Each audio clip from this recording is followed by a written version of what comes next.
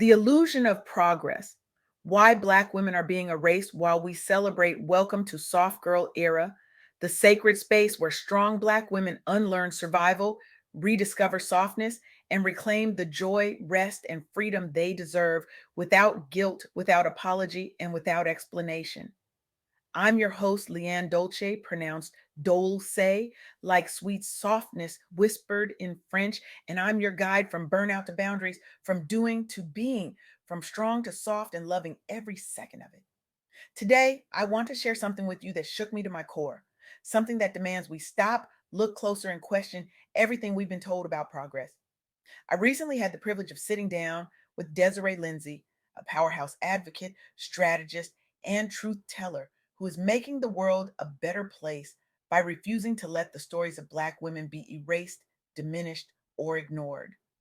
Desirée Lindsey is doing the work that matters, the work that heals, the work that disrupts systems and rebuilds futures. She is a voice for the voiceless, a champion for equity, and a force that refuses to let injustice hide behind headlines. And what she shared with me, what the data reveals, what the lived experiences confirm, is this: we are living through a moment where progress for Black women is not just stalling, it's reversing. And most people have no idea it's happening. Let me ask you something. When you hear about women breaking records in leadership, when you see headlines celebrating historic numbers of female CEOs, what do you feel? Pride, hope, relief? Maybe you think finally we're getting somewhere. Finally, the doors are opening. Finally, the world is catching up. But here's the truth that Desirée Lindsey helped me see, and it's a truth we need to sit with, even if it's uncomfortable, even if it disrupts the narrative we've been fed. While women overall are making gains, Black women are being left behind, pushed out, and in some cases erased entirely from the very spaces we fought so hard to enter. The rollback of diversity, equity, and inclusion initiatives, the DEI programs that were supposed to level the playing field, is quietly, systematically reversing the progress that Black women have made. And the cost is not just professional, it's personal, it's economic, it's generational. It's a wound that cuts deep into the soul of our communities. In early 2025, more than 300,000 Black women exited or were pushed out of the US labor force. Let that sink in. 300,000. That's not a small number. That's not a blip. That's a crisis. That's an entire city of women, mothers, daughters, sisters, aunties, disappearing from the workforce. And it's happening because of intersecting pressures: inflation that makes it impossible to make ends meet, student debt that crushes dreams before they can take flight, the dismantling of DEI programs that once provided a lifeline, and the rise of AI driven hiring systems that are riddled with bias, systems that screen out Black women before a human ever sees their resume, before their brilliance ever gets a chance to shine. Black women who have historically relied on public sector jobs, on mentorship networks, on DEI support to advance, are now finding those pathways blocked, dismantled, or disappeared. Imagine spending years building a career, investing in education, showing up with excellence day after day, only to watch the systems that were supposed to support you crumble beneath your feet. Imagine the betrayal. Imagine the exhaustion. Imagine the grief. The result? A 1.8 percentage point drop in labor force participation. And that drop, that seemingly small number, translated into a $37.2 billion loss to the US economy. $37 billion. Let me say that again. $37 billion. That's not just a loss for Black women. That's a loss for all of us. Because when Black women are pushed out, when we are not allowed to contribute, when our talents are wasted, when our voices are silenced, everyone suffers. The economy suffers. Innovation suffers. Communities suffer. Families suffer. But here's what's even more heartbreaking. What should make every single one of us pause and question the stories we're being told? This exodus, this crisis is happening at the same time that we're being told to celebrate progress. In 2025, women reached a historic 11% representation among Fortune 500 CEOs. 55 women leading the biggest companies in the world. That's incredible. That's worth celebrating. That's a milestone. But here's the part that should make us stop clapping and start asking questions. Of those 55 women, only two are Black. Two, the Sunda Brown Duckett at TIA and Tony Townes Whitley at SAIC. Two Black women at the very top, while hundreds of thousands are being pushed out at every other level. So, what does that tell us? It tells us that progress is not guaranteed. It tells us that representation without equity is just optics, just a photo opportunity, just a headline that sounds good but means nothing if the systems beneath it remain broken. It tells us that if we're not intentional, if we're not vigilant, if we're not willing to fight for what's right, even when it's uncomfortable, the gains we've made can disappear overnight. Progress is fragile, progress is conditional, and progress without sustained investment and accountability is an illusion. Desiree Lindsey reminded me of something crucial during our conversation, something that changed the way I see this entire issue. She said that the narrative of progress can be dangerous if it makes us complacent.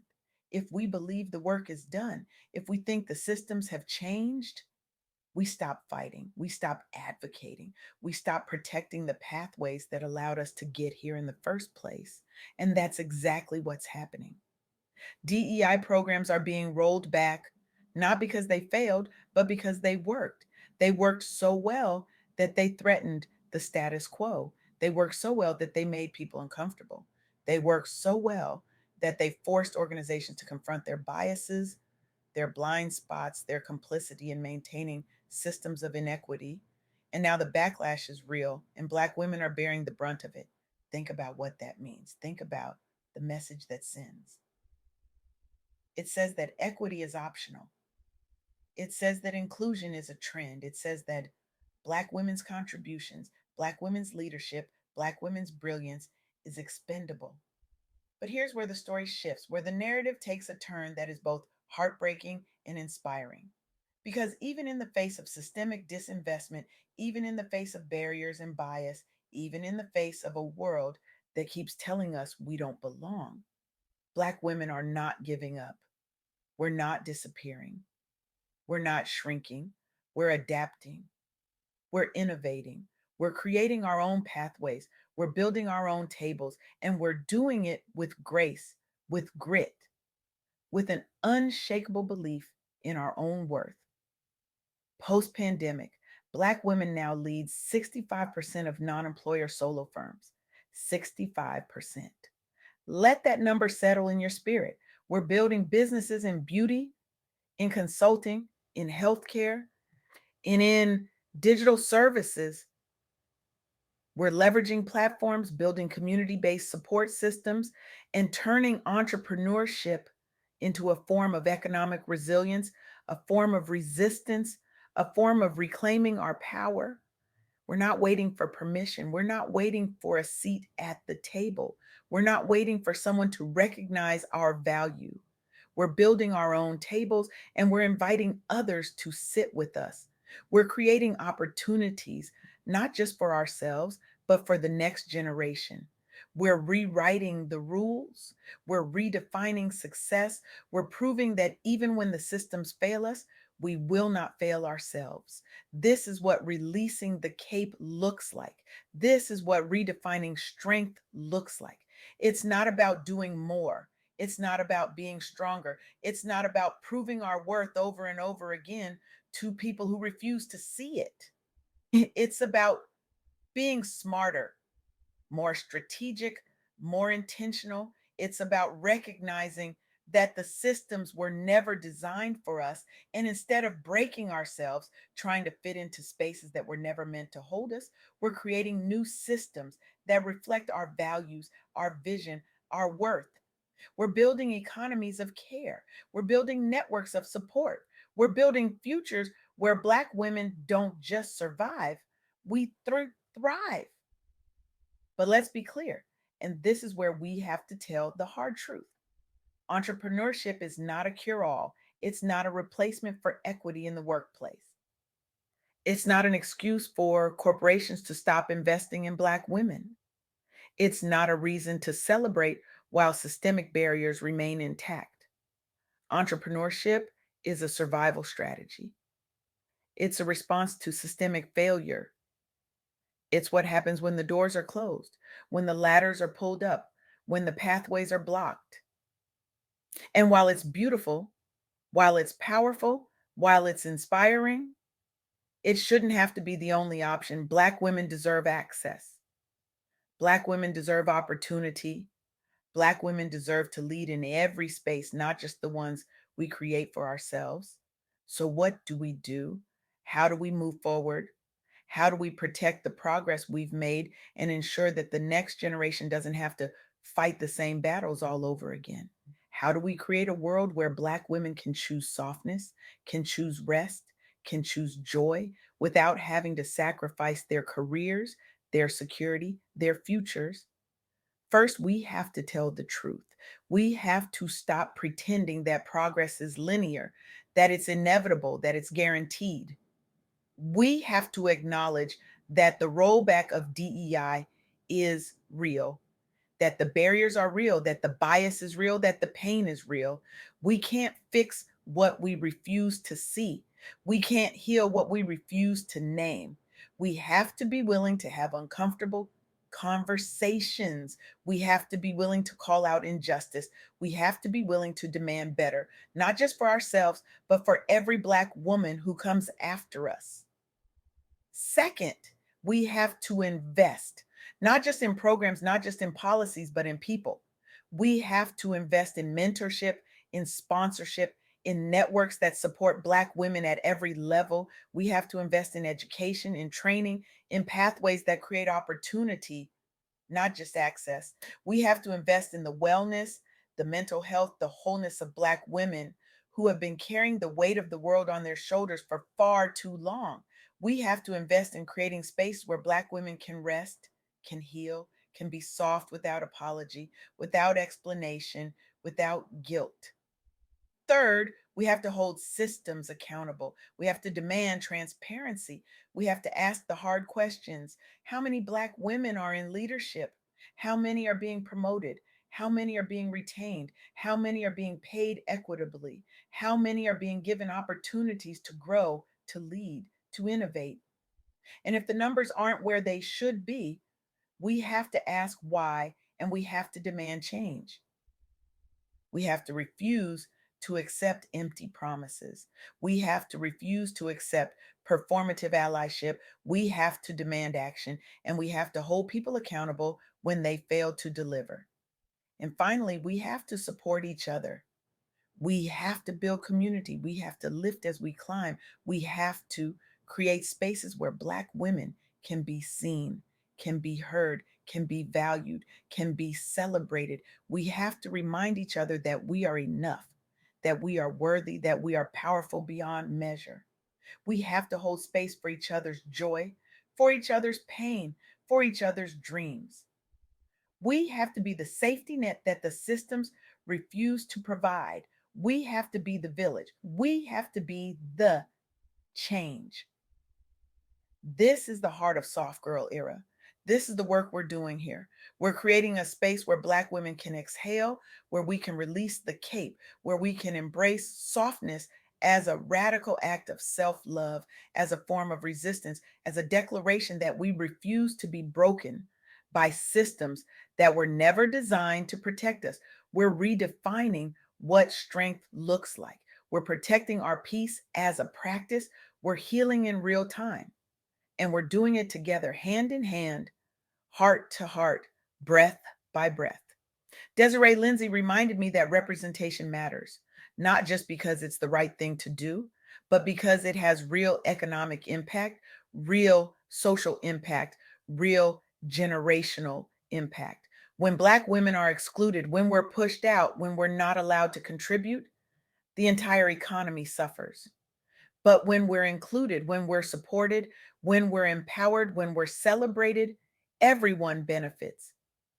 Innovation flourishes, communities thrive, families prosper, the world becomes a better place. So here's my challenge for you. Not my question, my challenge. Because this moment demands more than reflection, it demands action, it demands courage, it demands that you look at your own life, your own workplace, your own community, and ask yourself, what am I doing to ensure that Black women are not just included, but truly valued? What am I doing to dismantle the systems that continue to push Black women out? What am I doing to invest in Black women's advancement, Black women's well being, Black women's futures? And here's the hard part, what am I doing even when it's no longer trendy, even when it's no longer easy, even when it costs me something? Because here's the truth that we can no longer avoid: the work of equity is not a trend, it's not a moment, it's not a box to check. It's a commitment, it's a practice, it's a choice we have to make every single day, in every decision, in every conversation, in every policy, in every action. And if we're not intentional, if we're not vigilant, if we're not willing to fight for what's right, the progress we've made will disappear. The doors we fought to open will close. The pathways we built will crumble. And the next generation will inherit the same battles we thought we had won. But I believe in us. I believe in the power of Black women to adapt, to innovate, to create, to lead, to transform, to heal, to rise. I believe in the power of community, of advocacy, of truth telling, of love and action. I believe that when we invest in Black women, when we support Black women, when we protect Black women, when we celebrate Black women, we create a better world for everyone, not just for Black women, but for all women, for all people, for all communities. So let's do the work. Let's tell the truth, even when it's uncomfortable. Let's invest in each other, even when it's costly. Let's hold systems accountable, even when it's unpopular. Let's build community, even when it's hard. And let's create a future where Black women don't just survive, we thrive. Where we don't just hustle, we rest. Where we don't just lead, we live. Fully, freely, softly, and without apology. Where we don't just exist in the margins, we take up space, we claim our power, we own our worth, and we transform the world. The question is not whether Black women are capable. We've already proven that. The question is whether the world is ready to stop erasing us, stop exploiting us, stop taking us for granted, and finally truly invest in us. The question is whether you are ready to be part of the solution or whether you will remain complicit in the problem. This is your moment. This is your call. This is your chance to choose a different path, to write a different story, to build a different world. Don't waste it. Don't wait. Don't stay silent. Act, advocate, date, invest, support, amplify, protect. Because Black women are not waiting for permission anymore. We're building our own futures. The only question is, will you build with us or will you be left behind?